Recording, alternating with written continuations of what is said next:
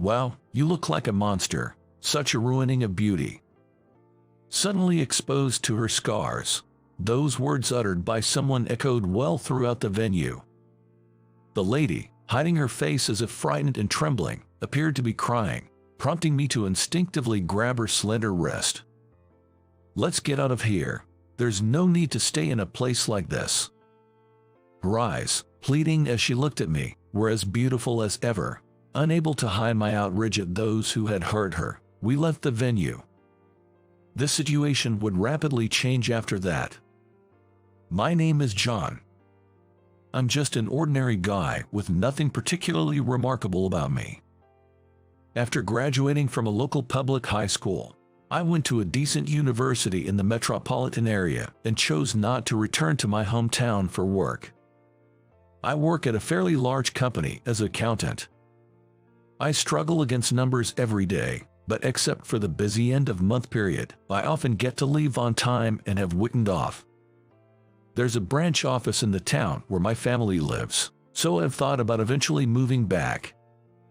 One day my boss told me that I've accumulated too much paid leave and need to use some, so I took the opportunity to go back to my hometown.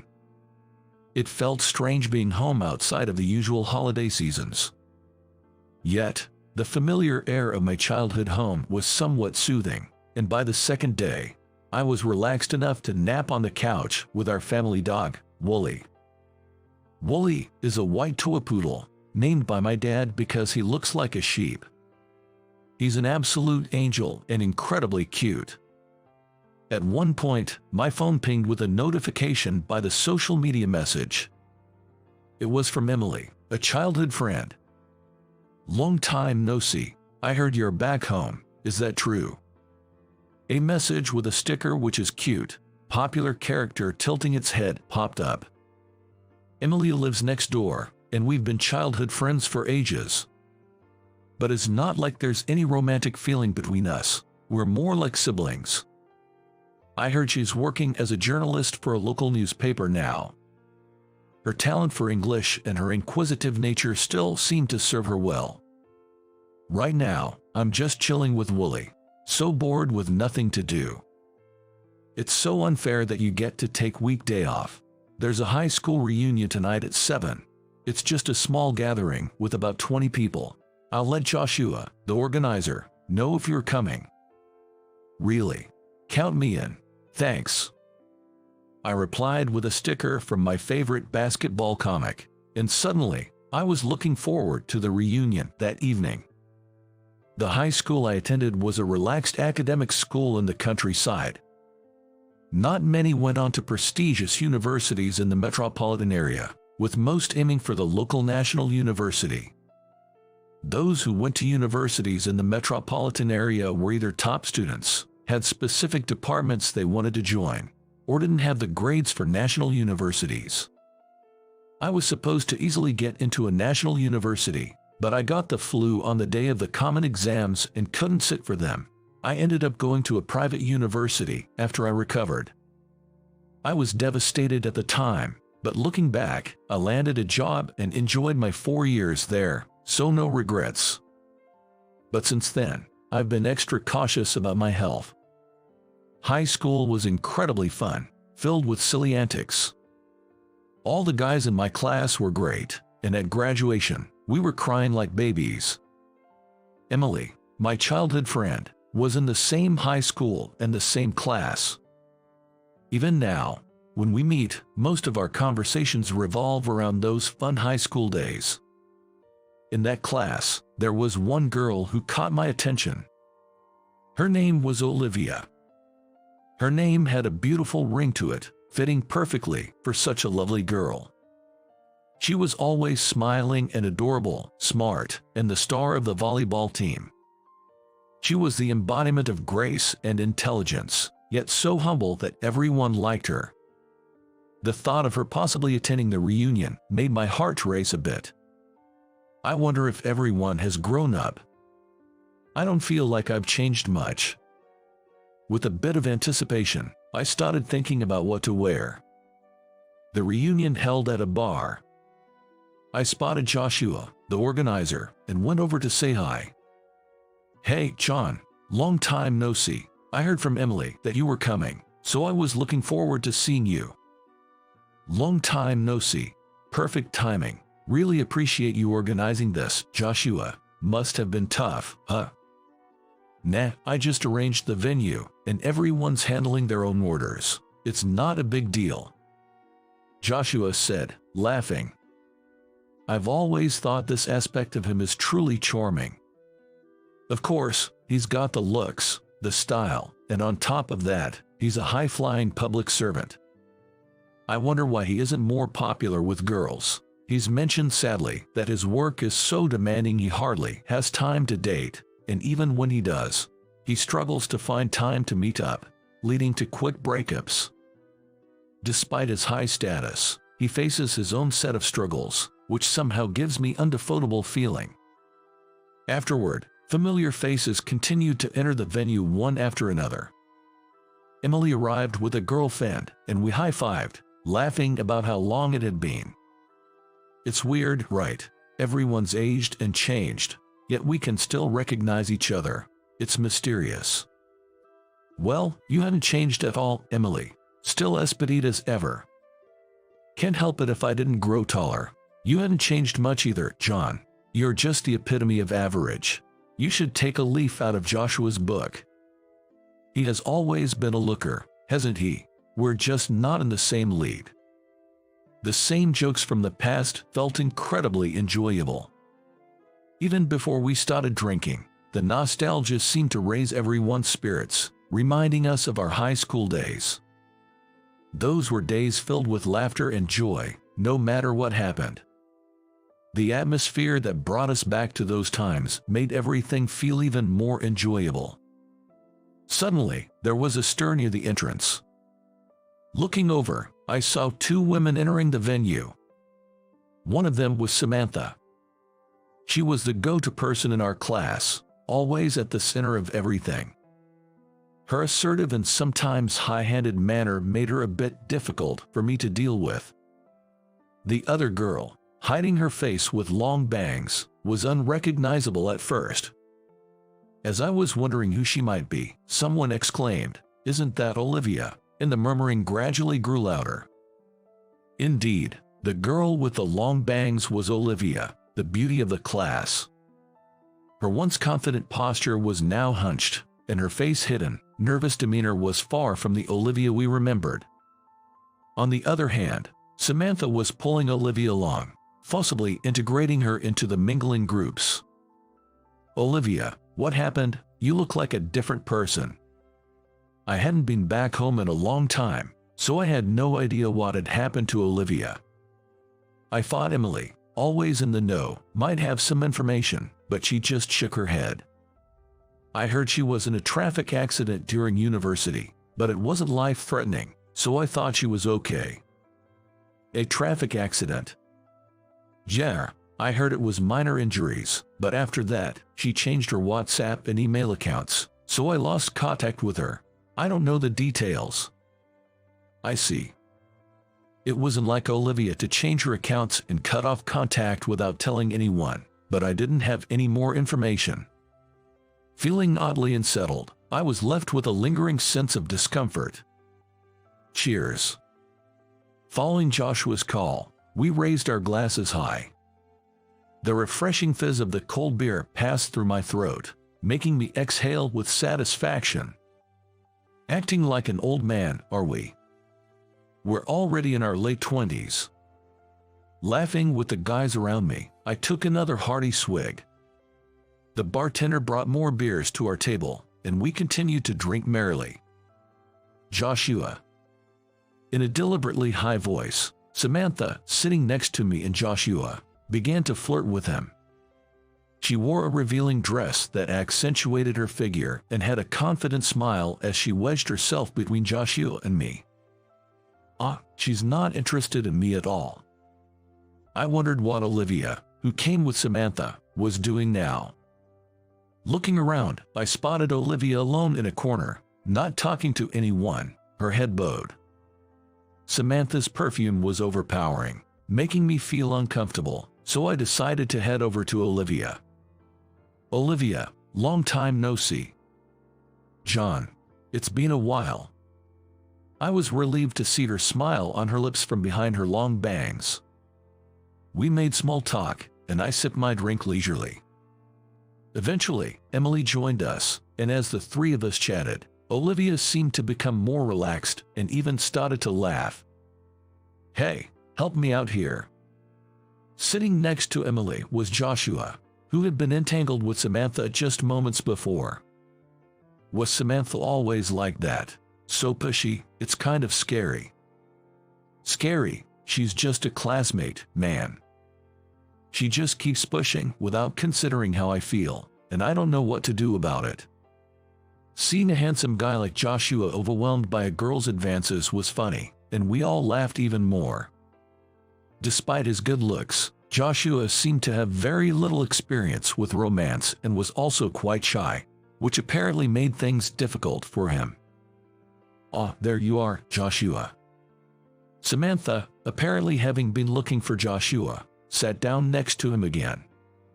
She grabbed his arm and leaned in close, making it obvious to everyone that she was targeting him. Trapped between Samantha and Emily, Joshua gave me a troubled look, but there was nothing I could do except offer a helpless expression in return. "Samantha, Joshua seems a bit uncomfortable." Emily's cold comment made Samantha smile triumphantly. "Oh, Joshua didn't say that. You clinging to him like that prevents others from talking to him. John and Olivia haven't seen each other in a long time." Samantha frowned at Emily's words. Then, for some reason, she glared at Olivia and smirked maliciously. "Oh, Olivia, you wanted to talk to Joshua too, despite looking like that?" Saying that, Samantha leaned in and lifted Olivia's bangs. Olivia's bare face was exposed to everyone. Shockingly, there was a large, twisted scar running from her forehead down to her left cheek. "Stop it." Olivia tried to pull away from Samantha, but Samantha wouldn't let go of her hair. Olivia closed her eyes tightly, looking like she was about to cry. Olivia had a hit-and-run accident and ended up with a scar on her face. It's such a pity, isn't it? She had such a cute face. And now it's marred by this ugly scar, and the culprit hasn't been found yet, right? Did you have some grudge against someone? Olivia, you were quite popular, weren't you? Well, not anymore. Samantha's laughter sounded twisted and ugly. Feeling the madness in her eyes, I stepped between Olivia and Samantha, shielding Olivia's face from the crowd. "Samantha, that's really low." "What? I'm just being a good friend by bringing poor, injured Olivia out. Isn't that thoughtful?" "What are you even talking about?" Samantha's words made no sense to me at all.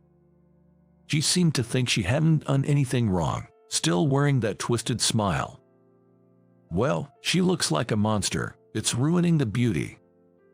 Those words, uttered by someone, echoed loudly in the venue.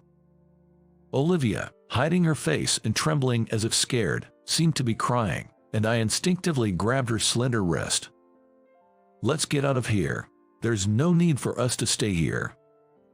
Her eyes, pleading as she looked at me, were as beautiful as ever. Without hiding my anger at those who had hurt her, we left the venue. I led Olivia by the hand, walking aimlessly. It was the weekend and the streets were busy, but no one paid us any attention. After walking for about 15 minutes, Olivia quietly called my name, "John." Sorry." I quickly let go of her hand, and through the gap in her bangs, I could see her beautiful eyes. "It's okay, I'm sorry. Were you having fun before? Because of me?" "It's not like that at all. How about we start over, just the two of us?" "Really?" "Of course, let's go. How about that bar over there?" She nodded in agreement to my suggestion. That somehow made me incredibly happy, and my heart leapt with joy. Trying to hide those feelings, I hurried us toward the bar. We were shown to a semi-private booth, and after toasting with beers again, we naturally started talking. During our conversation, Olivia shared the story of her accident. It happened in my second year of university. I was coming back from a part-time job, and it had gotten dark. But I was walking through a residential area on a path I used every day, so I wasn't particularly cautious. Then, a red compact car hit me from behind. The impact was so severe that I lost consciousness before I could even feel the pain. When I woke up, I was in the hospital with bandages wrapped around my face. Seeing the permanent scar after the bandages were removed made me cry countless times. I felt so hopeless, thinking I couldn't go outside with this face, and I ended up shutting myself in for a while. That sounds really tough. Yeah, I still haven't fully come to terms with it. During that time, Samantha came to visit me. She said it was pitiful and claimed to be my friend. She was genuinely concerned and visited me occasionally. We also kept in touch through WhatsApp. I don't understand why she did what she did today. Olivia looked down again. Her expression was almost entirely hidden by her long bangs. But even so, I could tell she was probably wearing a sad expression right now. Didn't you keep in touch with anyone else? Like Emily, you were pretty close in high school, right?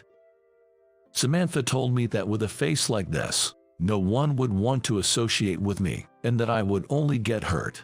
I believed her and thought I had to live hiding away from people as much as possible. But you came to the reunion today.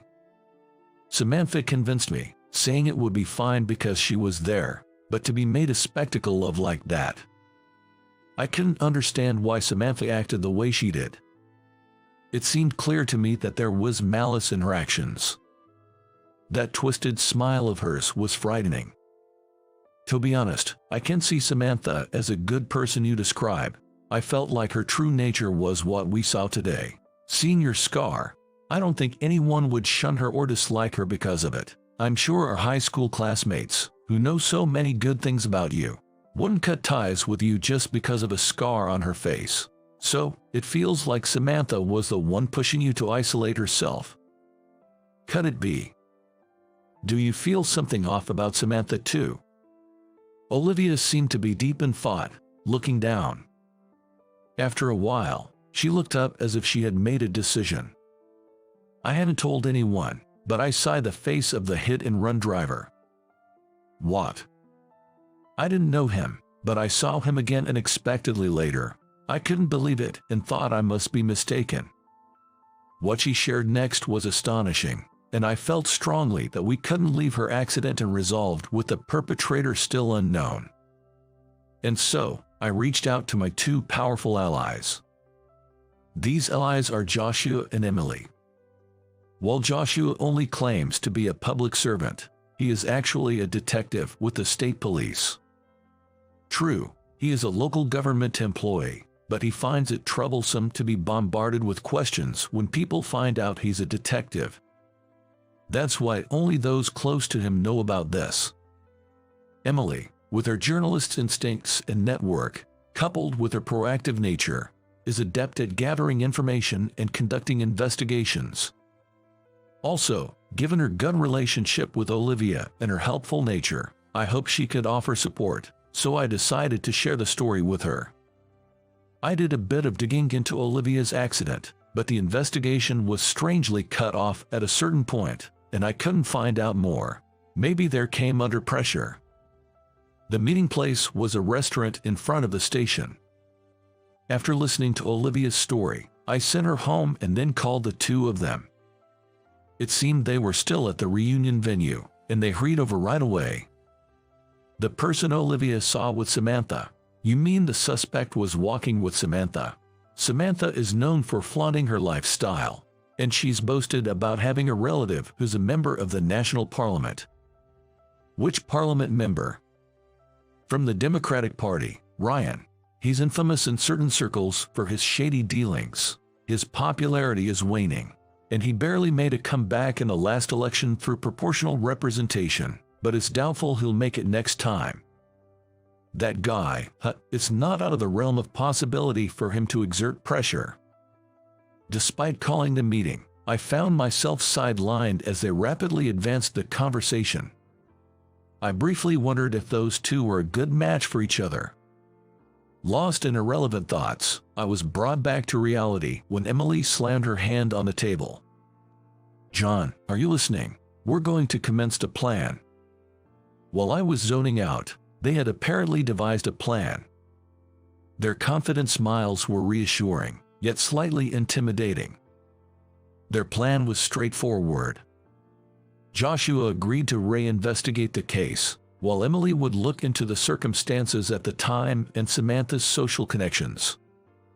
Based on this, they planned to use Samantha's interest in Joshua to call her out and get a confession. Joshua invited Samantha to a dimly lit, stylish bar. He had a microphone in his pocket that was connected to Emily's phone. It could record and pick up voices, a very handy device. Olivia, upon her request, joined Emily and me in a corner seat far from where Joshua and Samantha were, to observe the situation. Joshua and Samantha sat next to each other at the bar counter. The bartender was an acquaintance of Joshua, and he had been briefed beforehand. Joshua's drink was prepared without alcohol. "I'm so happy you invited me, Joshua. I've wanted to talk more with you since the reunion." Joshua, usually shy, was lavishly flattering Samantha. Becoming generous, Samantha laughed in a high-pitched voice, her spirits high. It seemed she was quite drunk. Olivia watched them silently, with intensity. "Speaking of Olivia, have you been in touch with her since then? It was you who brought her to the reunion, right? Talking about another girl here, isn't that a bit tactless? You know John, right? Seems like he's interested in Olivia." Joshua casually brought me up, his face wearing a sly grin, as he questioned Samantha. With his good looks, that smile could easily deceive. To me, it seemed utterly unnatural. "John, oh, that guy, he was protecting Olivia at the reunion, right, I see." Samantha raised her voice disinterestedly, then started fiddling with her hair. Seemingly bored with the topic not being about her, she frowned, clearly displeased. It was shocking to see Olivia's scar. Even though it was planned, Olivia tensed up. Emily rubbed her back, looking at her worriedly. I was watching them to make sure I didn't miss any of her actions or expressions. Right. Poor thing. Such an ugly, big scar. Her life's practically over. Can't even go outside. Wonder what she'll do now. I thought you were close. You sound quite indifferent for someone who came to the reunion together. Well, it's none of my business, but I have to admit, watching a girl who used to be so popular become a shut-in has been quite entertaining. Samantha's face twisted into that same distorted smile. This is her true nature. Utterly twisted and corrupt. That girl, after the accident, she became a bit clingy when I showed her a little kindness. Well, I orchestrated that. I made sure she was isolated from everyone else and then played helpful person. She has no idea I was behind her accident. Samantha laughed heartily, downing her cocktail in one gulp. It was a cocktail that tasted good but had a high alcohol content. Joshua, knowingly offering her drinks, is quite cunning. It seems the strategy to get her drunk and talking is a great success. How did you manage it? Joshua's tone was gentle, but it was an interrogation. He's a master at questioning. Using a mix of soft and hard tactics, he was drawing out information from her. I had a friend help out. Of course, I paid them well for their trouble. It's something only someone who has charm like me could pull off. Amazing, isn't it? First, I filed a stolen vehicle report to hide a car, then had them hit her with it. It was late, so no one was around, and the license plate was hard to see. They just took a little drive afterwards and abandoned the car, since it was the actual owner driving. No other fingerprints would be found.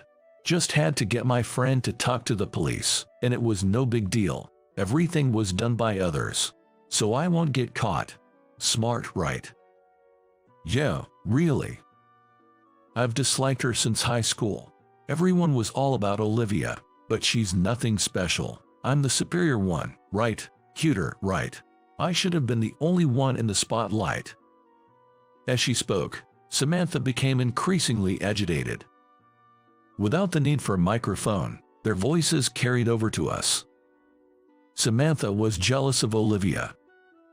That's why she resorted to such a heinous act. It was just like the prideful Samantha.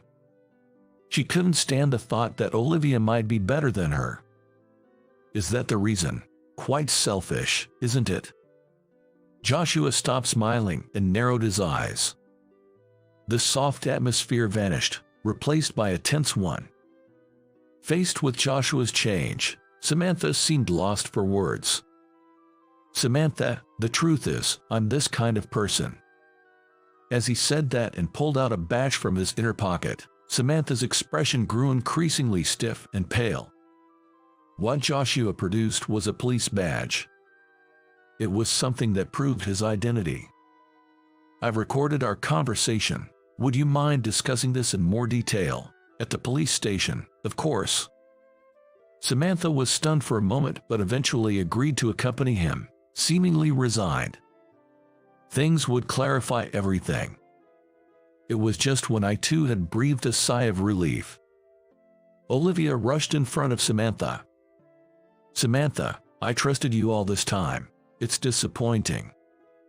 What, after all your dependency on me? You should just stay hidden away with that ugly scar. Living with such a scar exposed is just shameful. Even so, I won't give up on my life. I'll struggle through, scarred and betrayed, and won't let things go your way. Stay out of my life from now on. Goodbye. After saying that, Olivia returned to us. Standing tall with her back straight as she used to. Olivia, who declared her separation with a loud voice, looked cooler than anyone else. Even if the expression she showed us was tearful. You did well, I said, patting Olivia's head. She then broke down crying. Emily teased me for making Olivia cry. I didn't know what to do. Samantha, escorted by Joshua, left the bar. Having been told goodbye by Olivia, she was dazed and no longer violent. After the inquiry, Samantha admitted to all her crimes, and the man who executed the plan was arrested. The congressman, Ryan, fell from grace due to Emily's expose. Years later, the case was resolved. Olivia cut her bangs short afterward. Despite the painful scar, her expression regained its brightness, and she smiled charmingly. Joshua knew a skilled plastic surgeon to introduce her. Determined to try various skin treatments, she was optimistic, even if the scar didn't disappear completely. I sincerely hope her efforts pay off. Olivia and I are in touch now. After returning to my city from vacation, I found myself wanting to see her. I decided to request a transfer to the branch office at hometown. Until then, I want to deepen our friendship through calls and SNS. After a while, I received a message from Emily. Surprisingly, she had started dating Joshua. It seems they hit it off after that incident and went out for drinks a few times, which led to them becoming a couple. Despite their busy careers, they're making it work. Olivia and I often talk about them. Olivia and Emily have rekindled their friendship, going out together often. Emily looks truly happy, and I'm a bit envious, Olivia mentioned. Charmed by Olivia's lively voice, I couldn't help but blurt out, "Hey, should we start dating too?" I could sense her catching her breath on the other end of the line, and I broke out in a cold sweat for fear that she would reject me. However, the voice that came through was cheerful, instantly lifting my spirits. "Yes, I'd like that. Hope we'll keep our relationship for long." The fact that we were only talking on the phone was frustrating. I found myself wanting to see her right away. Her cheerful voice made me happy. Her laughter made me happy. I knew then that I wanted to cherish and protect her, this precious person to me, forever.